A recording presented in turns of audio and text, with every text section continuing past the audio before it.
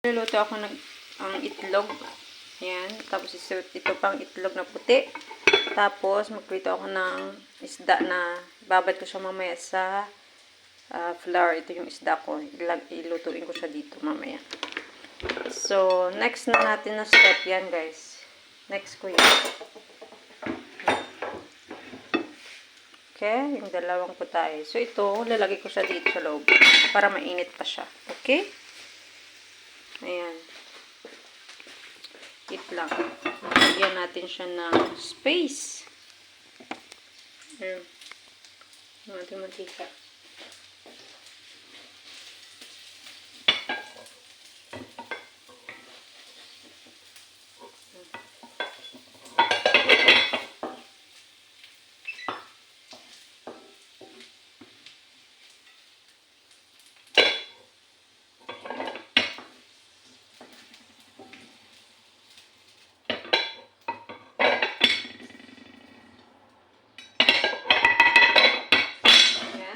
Side natin yan. Side natin to.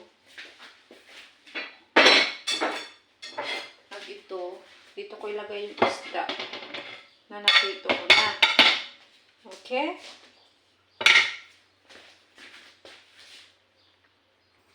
Ito yung isda, guys, oh. Lagay ko na siya dito sa flour. Lagay na ako ng salt dyan, guys, kaya sinipsip na ng isda yung ating salt na nilagay. Ayan.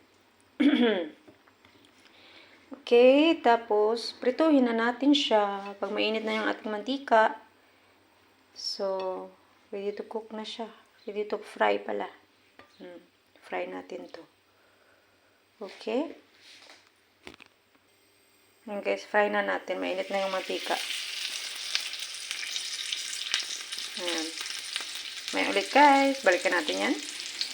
Ayan guys, check natin yung ating isda.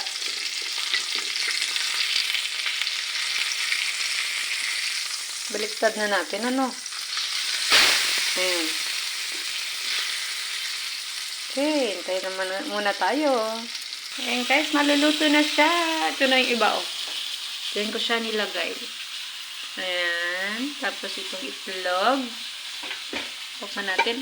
Ayan, kakain na muna kami guys. Thank you guys for watching. Bye guys!